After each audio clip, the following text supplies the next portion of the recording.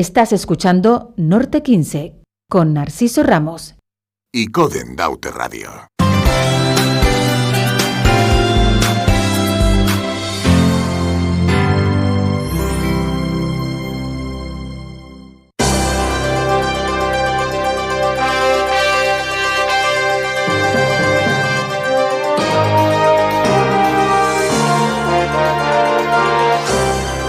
Entrevistas en Icoden Daute Radio. 37 minutitos sobre las 7, o sea, 3 minutos para las 8 menos 20, y los próximos 30 minutos vamos a estar conversando en entrevista, compartiendo con ustedes con el consejero insular, consejero del Cabildo de Agricultura, Ganadería y Pesca, Javier Parrilla, al que ya saludamos. Javier Parrilla, buenas tardes, ¿qué tal? Buenas tardes, muy bien. Gracias por darte el saltito a los estudios de Icoden Daute Radio. Pero bueno, como tú eres un hombre del norte también y tienes ciertas, si no raíces, sí lazos muy familiares con Ico de los Vinos también, ¿no? Que sí, nos lo has dicho ya. Sí, aquí hay un anzuelo. Exacto. Javier, antes de... Queremos, porque te lo decíamos en el último programa que realizábamos de los agromercados de Tenerife, en este caso los del norte, que fue en Tacoronte,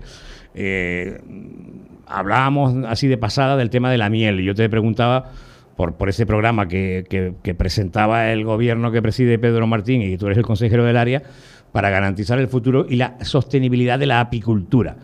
Que además después ha sido refrendado una semana o 10 días después por el propio sector apícola. Pero antes de eso, obviamente hay que preguntarte por el incendio que ha quemado más de 2.700 hectáreas de nuestro monte entre Los Realejos y La Guancha, y tocando un pelín a Icó, aunque afortunadamente fue más bien un contrafuego, como sabes, que se hizo para que no se extendiera esa masa forestal de Icó que es inmensa, ¿no? Y San Juan de la Rambla. San Juan de la Rambla, lo dije, ¿no? Los Realejos, La Guancha y San Juan de la... San Juan de la Rambla realmente ha tenido el peor. Aunque en superficie, en hectáreas quemadas, La Guancha superó a San Juan de la Rambla por unas 60 hectáreas más o menos. La verdad es que estamos esperanzados. Yo no tengo datos de última hora. No, ahora saldrá. Está estabilizado a las 9 la rueda de prensa. Sí. Estabilizado, y la zona de la ladera de Tigaigas, donde está todavía el problema sin poderse decir que está controlado. Pero de resto en los demás sitios sí ya. Es un risco casi vertical, en muchos sitios es muy complicado. Pero estoy esperanzado que efectivamente, además, se trabajó de forma muy seria, muy profesional.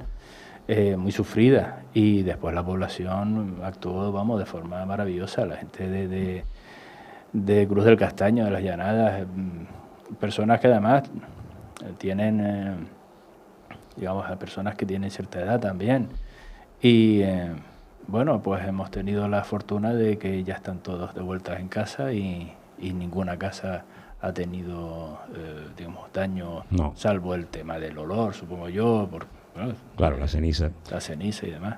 Javier, en cuanto a un tema que obviamente te ocupa al 100%, que es la agricultura, en este caso la superficie de cultivo quemada ha sido importantísima en estos 3 municipios.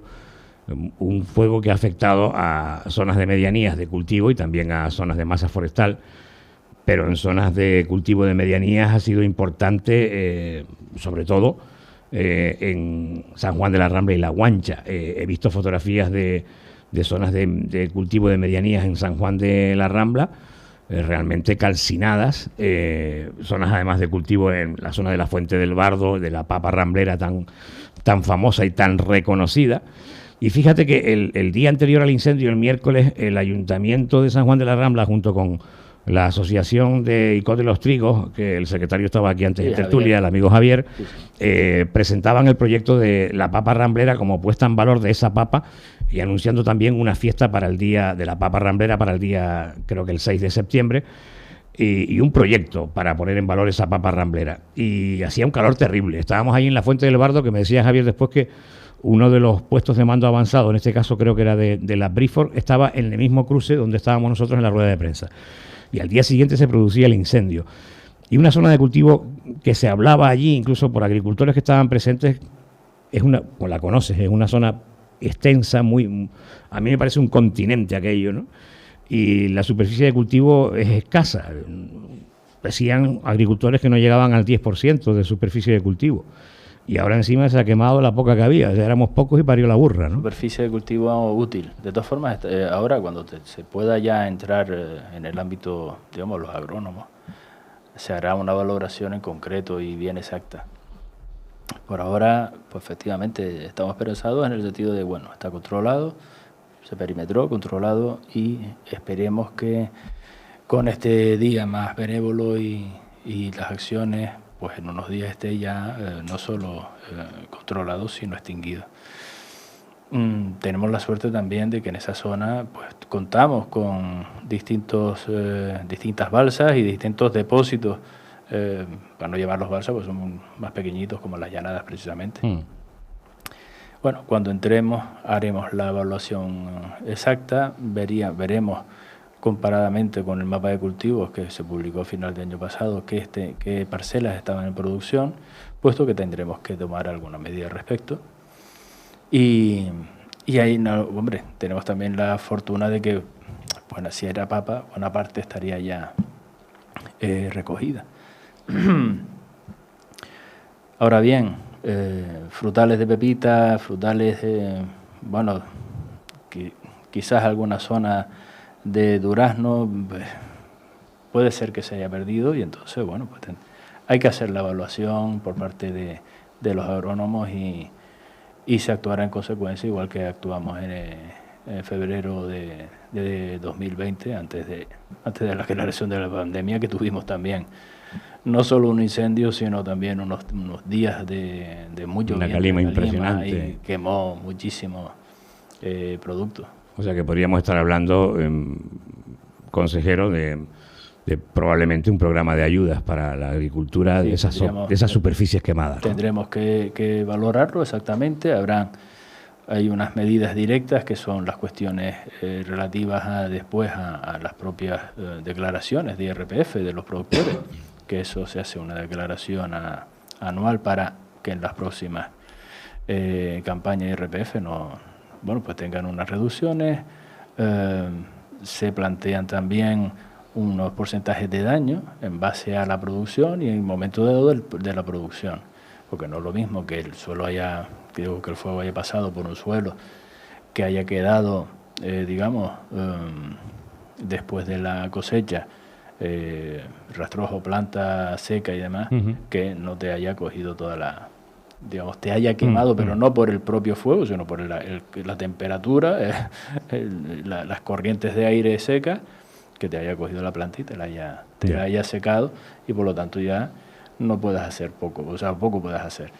Hay que valorarlo y en base a esa valoración actuaremos. Yeah. Hablemos de la apicultura.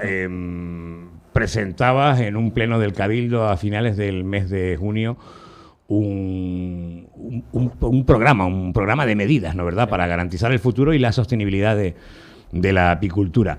Recordabas que la apicultura impacta, y leo palabras tuyas, de manera transversal en la cadena productiva del sector agrícola. Sí. Esto es importante, que además nos lo puedas explicar todavía más. Y también impacta de manera transversal en la conservación de la biodiversidad. De ahí la necesidad de sentar las bases de un proyecto continuo, señalabas en el pleno, y duradero, que contribuya a la profesionalización y consolidación de esta actividad. Por si hay alguna persona despistada, que siempre puede haberlo, ¿no, verdad, Javier? La apicultura es la miel. Y ¿saben qué? En momentos dados de nuestra historia, la miel era una cuestión secundaria, porque con la iglesia topamos, y la mayor producción que se tenía era la de la cera. Bien. Y se las velas, ¿no? Claro, las velas, los cirios. Porque además no había otra forma de alumbrarse. Sí, pero aparte, eran los que tenía la potencia económica de poder pagar en el siglo XVI, XVII, pues bueno, claro, básicamente la iglesia. En estos momentos... Ya. Pensaba que le decías como sarcasmo. No. Con la iglesia hemos topado, ¿no? Literalmente. Sí, ahora te entendí. Literalmente. Sí. Bien. Pero ahora estamos en unos momentos, estamos en el siglo XXI, estamos está en un momento de madurez en el mejor sentido de la palabra, que le permite al sector, por sus propios medios, con acompañamiento de las administraciones, pero por sus propios medios y por su propio impulso, el poder tener una actividad económica sostenible, rentable y además beneficiosa para el resto, el conjunto de la naturaleza, de la biodiversidad de nuestra isla. La capacidad polinizadora que tienen de enriquecimiento en una producción concreta agrícola o de polinización en la naturaleza, para generar biodiversidad, que se me está trabando hoy en la lengua, es incomparable. De hecho, tenemos en muchísimos invernaderos, tenemos colmenas que favorecen precisamente la producción de lo que tengan, de esas normalmente hortalizas, de lo que tengan en ese invernadero. Eso está absolutamente demostrado, independientemente de después que tenemos aquí en la isla de Tenerife algo que es único en el mundo, que es que en un momento dado de la historia la gente se organizó, hubieron personas que apoyaron esa organización desde dentro de las administraciones y se consiguió una denominación de origen protegida que tiene 14 variedades, es decir, 13 específicas y una multifloral. Y eso no está registrado en ningún otro lugar. Y aparte tenemos variedades absolutamente propias, como la miel de Retamayalteide o la de Tajinaste. Y dices tú que esos registros de variedades que sí están ahora en la miel de Tenerife, en otras mieles que se produzcan en Panales, en otros lugares de España, no está registrado, no hay esa variedad. No, tienen las DOPs de miel, que solo hay 5 en toda España, pues tienen multiflorales, alguna tiene miel de castaño, miel de alguna flor de algún lugar en concreto, pero el continente tiene pues muchas ventajas, pero también esa realidad, es decir, que no está acotado geográficamente. Nosotros tenemos unas ventajas o desventajas, según lo mires, con ese acotamiento, con nuestra propia naturaleza. Nuestro pequeño continente. Exactamente. Entonces tenemos otro gran tesoro, que es lo que tienen las islas de Tenerife y el resto de las Islas Canarias, que son la gran biodiversidad que tiene. Y en el ámbito, además, que es bastante curioso, que en el ámbito agrario también se tiene una gran variedad de elementos de producciones y de productos agrícolas. Eso hace que, de alguna manera, tengamos fortalezas, en un análisis sencillo, tenemos fortalezas que no encuentras en otros lugares.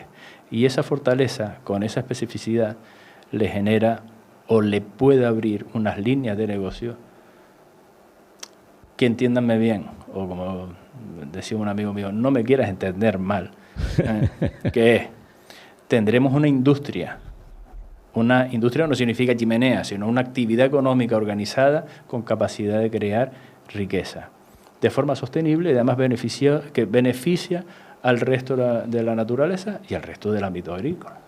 Cuando tú hablabas en el Pleno, en una exposición que incluso en algunos grupos de la oposición lo tacharon como de muy larga, ¿no? ¿No, verdad? Problema de ello. Estaba escuchándolo yo el Pleno, ¿no?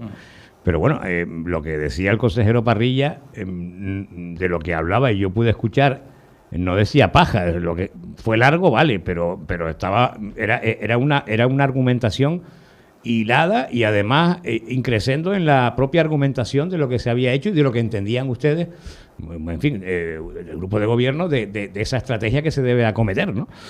Pero bueno, esto es un comentario mío, o sea, un paréntesis. Decías en esa comparecencia que las ayudas para la alimentación complementaria de las abejas, ahora nos explicarás esto, se había triplicado con respecto al año 18. Sí.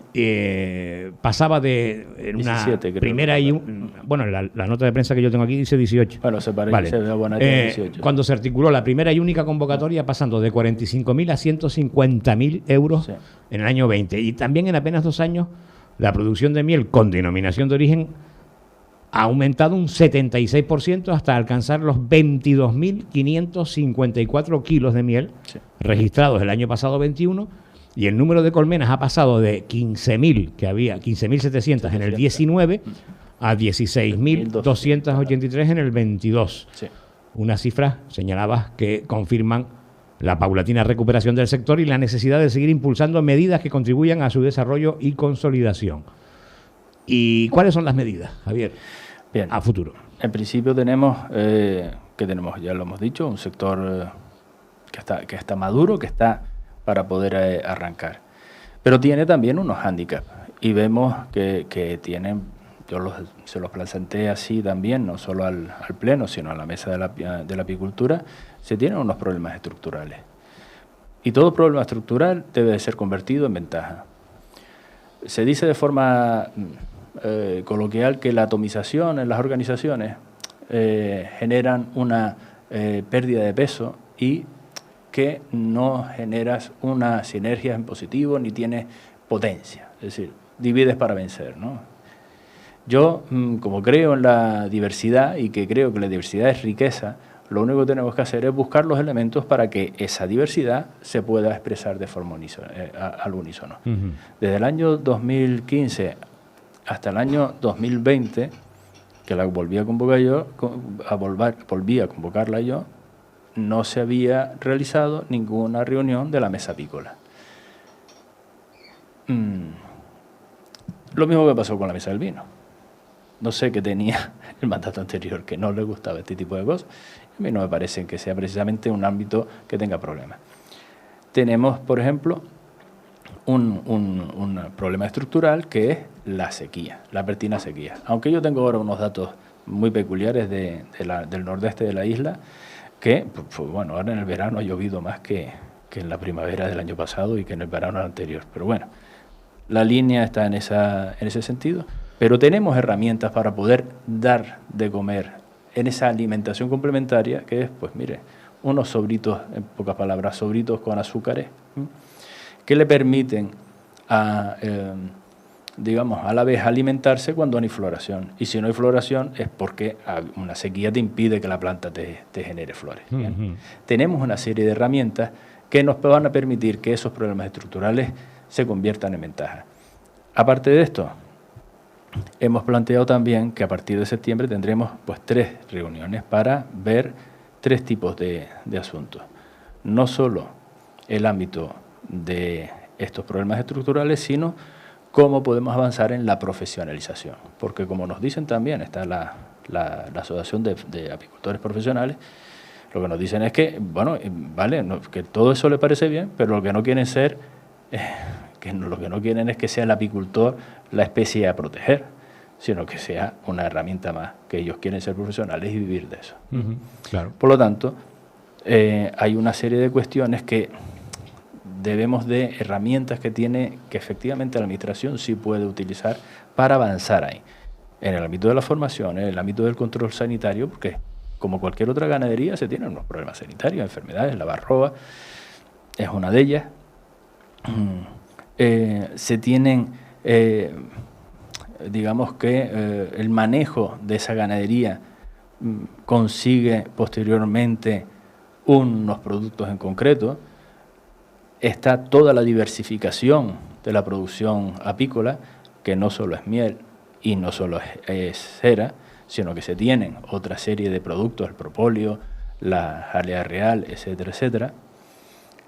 Se tiene también la posibilidad, porque están las casas de la miel y otras casas de la miel, porque las organizaciones también tienen esos medios más modestos, pero se tiene que avanzar, por ejemplo, y estudiar muy bien en la homogeneización del packaging, digamos, cómo se presenta al público, qué elementos, porque teniendo en cuenta que estamos en una isla, también tenemos que tener en cuenta que el vidrio lo tendremos que importar, tendremos que quizás generar un debate en cuanto será bueno tener una central de compras para todo el sector, no será. En todo ese tipo de cuestiones tenemos que avanzar. Son propuestas que ya están encima de la mesa de los apicultores. Y lo que yo no quería era, por un lado, actuar de espaldas a el Pleno, que es donde yo me debo, claro, pero tampoco quería dejar de lado, decir, imponer o decir, bueno, pues estas son mis medidas, si les gusta, y si no, no. Nosotros tenemos que trabajar para... Consensuarlas y luego esa reunión con el propio sector apícola. Claro, efectivamente. Hay que recordarle a la audiencia también, consejero, de que esa denominación de origen protegida de la miel de Tenerife, donde, como bien tú decías antes, hay registradas 14 variedades, 13 mieles monoflorales y una multifloral, está aprobado por la Comisión Europea, por el registro de denominaciones de origen protegidas de la Unión Europea. O sea, claro. Lo que llama la atención a mí, desde mi ignorancia al respecto, es que en 10 años, del 12 al 22, se haya avanzado tan poco. Bien, quizás porque no se tenía... quizás es porque se tenía el mismo interés que algunos partidos políticos demostraron en mi intervención en el Pleno. Bien, y yo lo que les planteé desde el inicio de mi intervención en ese día es que, vale, se ha hablado en ese salón de plenos de la apicultura y se han tomado medidas y acertadas. Y empecé diciendo los aciertos de los gobiernos anteriores. Debe de ser así. Porque es que tenemos que avanzar y estar juntos en esto.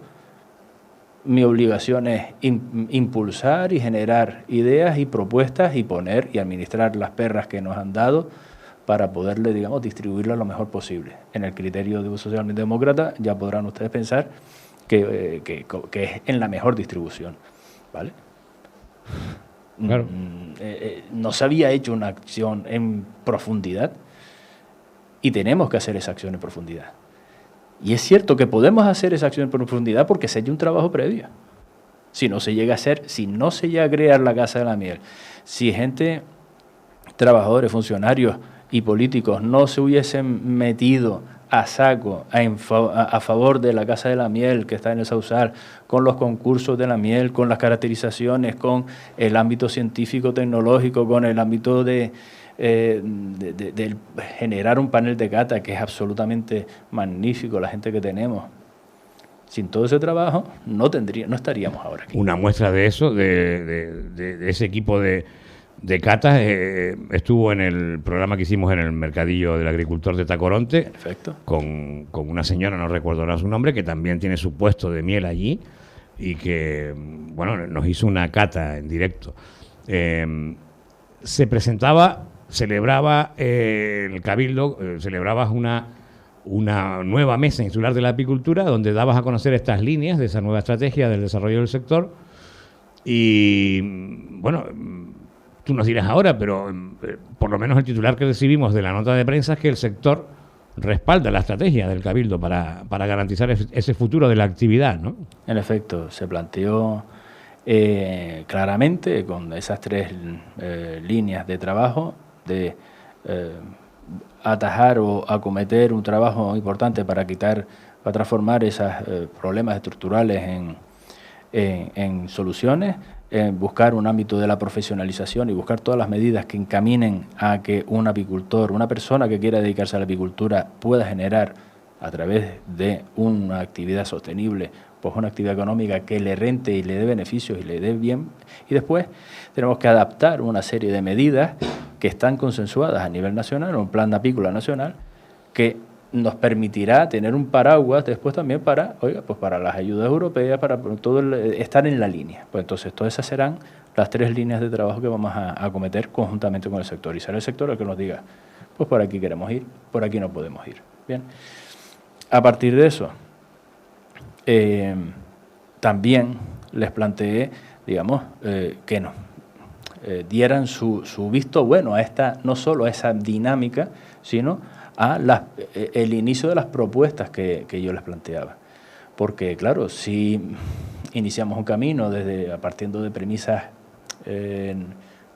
no quiero decir falsas, pero sí que no estás de acuerdo, pues ¿para qué no vas a estar ni siquiera participando? Que no están consensuadas. Claro, entonces, pues que no tienen el visto bueno del propio sector, que es el que debe empezamos el camino, claro, pues con pie firme e intentando que esto tenga un desarrollo temporal relativamente corto para poder empezar a decir, bueno, porque todas las medidas costarán algo y aquí no estamos hablando de pajaritos preñados, sino, ficha económica y presupuestaria.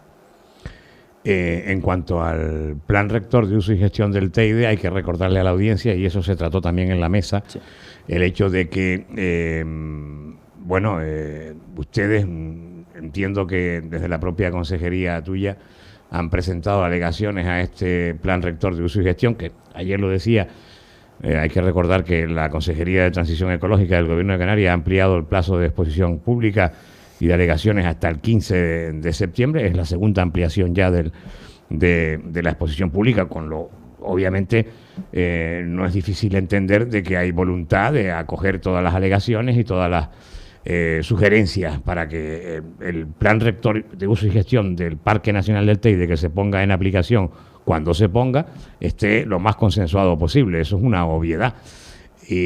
Pero bueno, ustedes también presentan alegaciones porque ahora mismo el borrador de ese PRUC, de ese plan rector, indica, Javier, que el parque solo podrá acoger 1.200 colmenas en una misma temporada. Y ustedes del Cabildo se plantean incrementar esta cifra hasta las 3.000 colmenas, porque señalan, lo decías tú en esa mesa, que el sector atraviesa en estos momentos una fase de madurez, por lo que puede existir un crecimiento moderado en ese parque nacional de la apicultura, de las colmenas, y no perjudicial, y que se tiene que poner un número pensando en el futuro, ¿no? Porque además ahí está la famosa miel de la retama del Teide, ¿no? Y el tajinaste. Exacto. Es que tenemos dos tipos ahí. Ah, dos, la de la retama y la del tajinaste. Claro. Que hay tajinaste fuera del Teide, sí, ¿vale? El otro día vi una Valle Guerra, muy hermoso que estaba. Bien, vamos a ver. Nosotros, no es una cifra aleatoria, no es una cuestión, vamos a decir 3.000 y 2 huevos duros más, ¿no? Nosotros partimos de la base siguiente. El sector apícola, los apicultores, en realidad se autorregulan. Y nunca han subido más colmenas de las que realmente pueden ser beneficiosas para la proliferación de las especies. ¿Por qué? Pues porque, a ver, si este año llueve, el año que viene habrá floración. Y si hay floración, podremos usar esa floración para digamos, el aprovechamiento humano en el ámbito de la miel, la cera y demás, y generaremos mayor riqueza, mayor biodiversidad, porque tendremos un elemento añadido. Lo que no podemos, digamos, admitir de alguna manera es que se plantee una sombra sobre la bondad de la apicultura. Eso no significa que esto sea barra libre para todos y que aquí es el cachondeo padre, no. O sea, hay unas medidas y hay unos criterios, y por eso también planteamos que se haga un reglamento anual en donde cada año se acuerde el cómo, el cuándo, el dónde, la intensidad y demás. No estamos estamos en absoluto desacuerdo de un concepto de barbecho. Porque cuando ponemos en barbecho la tierra es porque el cultivo que tenemos previo la ha agotado y por lo tanto puede ser dañino. Por lo tanto, el concepto de barbecho va relacionado con algo que es dañino y eso no lo podemos permitir porque la apicultura no es dañina. Tampoco estamos en acuerdo con el ámbito de la densidad, o sea, de hacer un cálculo por densidad. Y ese cálculo es el que traslada, dice, bueno, pues a tanto por hectárea, 1.200. Que es lo que el borrador establece. Claro, es un cálculo matemático, que se habrá hecho científicamente, que yo no lo dudo, pero no está acorde ni con la realidad ni con la propia naturaleza. La propia naturaleza es la que ni con la potencialidad que el tajinaste y la retama tienen para la miel. En efecto. Para producir miel. Para producir miel hasta un punto en el cual, oiga, no va a ser perjudicial para otras especies polinizadoras. Porque efectivamente existe una teoría, aún no demostrada, porque la tendrían que demostrar mucho, que la presencia de una abeja, de la Apis mellifera, que lleva más de 500 años en las distintas zonas del Parque Nacional del Teide, pueda ser perjudicial para otras especies polinizadoras. Es decir, si yo me como tu comida, pues tú no comes, te mueres, ¿verdad? Eso se ha dicho, o sea, o está en el otras aire, palabras, sí, no, está y está por escrito. Pero en otras palabras es esa, si yo me como tu comida, tú no comes y por lo tanto te mueres de inanición, vale. Pero ¿qué es lo que pasa? Que eso ha pasado durante 500 años. O yo como muy poco, o tú tienes un aguante que no veas, ¿verdad? Claro. Bien, O entonces... sea, no se ha producido eso. No Si se ha tú comes y yo producido. me muero por inanición. Claro, siguen existiendo una variedad importante de otros polinizadores naturales. Existen, de hecho, en los documentos que se presentan por el propio PRUC, otros argumentos que sí dicen que son perjudiciales para la flora y específicamente de la retama, que vienen siendo la existencia enorme de gamusinos, de conejos y el tema del muflón, es decir, de herbívoros, animales herbívoros que están descontrolados.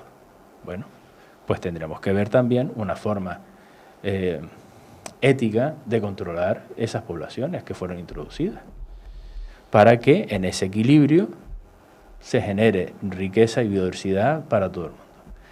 Y después también hemos pedido, es decir, hemos hecho 5 propuestas, que exista también, digamos, de forma genérica, porque lo que no se dice no existe, lo que no se ve no existe, y lo que no se escribe, pues tampoco. Que se escriba y se diga y que se vea que la apicultura es un uso tradicional que hay que proteger. Porque si eso ha salido del ámbito de ese documento, pues parece como que se quisiera decir, bueno, pues... o se pudiera pensar en un momento dado que la apicultura es mala. Esas son las líneas generales de las 5 alegaciones que hemos planteado. Yo creo que supone un impulso si esas medidas se llevan a cabo y además está el beneplácito o la...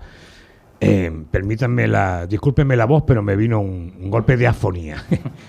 El beneplácito del sector, pues se debe de avanzar en esas medidas, llevarlas a cabo y que sean los propios apicultores los que las lleven a cabo, claro. En efecto. Se nos va el tiempo, nos quedan cosas por comentar contigo. Bueno, yo creo que vas conociendo también un poco esta emisora de radio y apostamos mucho por la agricultura, por la ganadería y por la pesca, dada nuestra condición de ser una emisora localizada en Icó de los Vinos, para todo el norte sí, pero localizada en Icó de los Vinos y con vocación de comarca Icoden y Daute desde el año 2006, y porque también tenemos el programa del compañero Fernando de Paz de Agricultura desde hace más de 10 años, y porque realmente yo creo que la agricultura, la ganadería y la pesca, el sector primario en general, el consumo de producto local, la difusión del consumo de producto local, que es otro tema que la Casa del Vino ahora mismo impulsa, porque se ha abierto esta semana el restaurante Charco by Lucas Maes en la Casa del Vino, en el Sausal, con una propuesta gastronómica fundamentada en la tradición, el producto y el paisaje de la isla. O sea, no paellas valencianas, sino productos de aquí, ¿no? ¿Verdad? Producto local y de temporada. Bien, y no caro, ¿no? Porque tampoco para que todo el mundo... A ver, hombre, un precio razonable dentro de... Un precio razonable. Nosotros ahí no vamos a entrar, ¿eh? Ya, claro, Nosotros lo que hemos pedido eso fue a través de una licitación pública, se presentaron distintas propuestas, y nosotros lo que sí pedimos es el impulso del producto local, el uso del producto local, y mejorando, digamos, las realidades que pudiéramos pensar. Va a ofrecer más de 40 vinos de la isla. Sí, esa es la carta que tiene, pero de todas maneras tendrá a disposición todos de los 400 y algo que tenemos ahí en la casa. Y efectivamente Lucas Maes es un... Bueno, ¿De dónde es el chef? Pues, ¿Canario? Yo creo que es de aquí. No lo conozco. Tendré que llamarlo y hacer una entrevista. No sé si nacido en, digamos, que si es oriundo igual que yo. A ver, esto como... porque tú no eres canario. No, cóchale, yo soy canarión. Bueno, pero eres canario. Sí, pero ¿tú te acuerdas? Bueno, eres consejero del Cabildo de Tenerife, pero eres canarión, no pasa nada. Sí, nada, el alcalde de Santa Cruz también nació. Claro, mi abuelo, fíjate tú, me acordé por eso. Mi abuelo, en paz descanse, Narciso de Vera, fue alcalde de La Laguna y era chicharrero. Sí, fíjate, eso sí que era ser oriundo. Sí. Pero tú te acuerdas cuando estaba, yo qué sé, yo me acuerdo de niño, Brindisi, Carnevali. Sí, bueno. Eso eran los oriundos, ¿no? Podías tener 2 oriundos en cada equipo de primera, ¿no es así? Sí. Bien, pues yo soy oriundo. Pero la Unión Deportiva en cantera le gana. Tú, como eres consejero del Cabildo, tendrás que ser prudente. Pero yo lo digo, la Unión Deportiva, en cuanto a política, filosofía e historia de cantera, le gana al Tenerife, al que quiero también en el alma y que gane siempre, le gana 10-0 Las Palmas al Tenerife en eso, en política de cantera, en trabajar jugadores de nuestras islas y jugadores de Tenerife a Las Palmas. Tranquilo, Está el caso de Pedri, Moleiro y otros tantos yo más. soy del Canarias, o sea que Está no por tengo ahí. problema. Y yo soy canario de las 7 islas en todos los aspectos y en el deportivo también. Y una cosa no quita la otra. Te quiero hacer una última pregunta. Va en relación con algo que se trató en la tertulia antes con Javier y con Pedro, que es el pastoreo controlado como herramienta para la gestión del combustible forestal y del paisaje para evitar la propagación de incendios forestales. Algo que en Gran Canaria están haciendo. Por primera vez este año y después... Cuéntame un poco. Nosotros ya estamos trabajando en eso desde hace meses. Tenemos unas realidades distintas a Gran Canaria. A Federico yo le pregunté, ¿cuántos años tardaste en montar todo el expediente administrativo? Porque es complicado, es complicado. En la punta final es hacer un concurso público para que lo ganen ciertos, personas, ganaderos o ganaderas, que puedan después ir a X lugares y pastorear. Y por ese pastoreo, cobrar. Bien, es decir, eso es el final. Y mientras hay un proceso administrativo que es bastante complejo. Primero hay que localizar los espacios de pastoreo en los cuales sí podemos trabajar y además que sean beneficiosos. Y además hacerlo en un orden en concreto. Porque, a ver, por ejemplo, cauce de un barranco que pueda estar lleno de zarzales, de lo que sea, lo primero que tenemos que hacer es, y eso además ya está testado por Grillo, es, arrasar y después meter las cabras. ¿Bien? No podemos meter las cabras con las malezas y las zarzas porque al final las cabras se van a coger lo más blandito. ¿Bien? Claro. Y en ese sentido ir hilando. Estamos localizando los espacios oportunos. Tenemos que también tener en cuenta que nuestra intención es generar en la isla de Tenerife unos corredores verdes, unos corredores ecológicos que unan todas las partes preparques y que sirvan de corredores ecológicos, puesto que cuando se hizo la planificación de los espacios naturales protegidos en nuestra isla, quedaron como islotes o islas. Y eso la naturaleza no lo entiende. O sea, los acantilados de la culata no tenemos dos muros de 25.000 metros para un lado o para otro, ¿no? Claro. Sino están unidos y vertebrados en el resto de su naturaleza. Tenemos que generar esos corredores. Entonces, esos elementos son los que nos tenemos que poner primer paso. Que estamos trabajando de eso en el ámbito también de la Consejería de Transición Ecológica y de Medio Ambiente de Isabel García. Después ir caminando en el sentido de, ¿cómo vamos a poder hacer lo mismo, pero teniendo en cuenta que aquí, en muchos ámbitos, tenemos una transhumancia de costa a medianía. Y tenemos que articular esa transhumancia, porque eso es una especificidad incluso de algunas zonas de la isla que no tienen Gran Canaria. Bien, entonces estamos en ese ámbito y efectivamente le llaman las cabras bomberos. Cabras bomberos, sí. Ellas no van a apagar ni un fuego, bien, ni van a establecer un cambio en nuestro paisaje. Lo que sí van a plantear es el mantenimiento, y no le van a quitar el trabajo a nadie. Que no se vayan a pensar algunas, en fin, algunos descerebrados. Sí, no le van a quitar el trabajo a nadie, sino que van a generar, digamos, el mantenimiento de la naturaleza tal cual estaba y tal cual debería estar. ¿Por qué? Porque no es una tesis, es una realidad. En el ámbito de protección... Van a gestionar el combustible forestal. Exactamente. Entonces, la propia vegetación.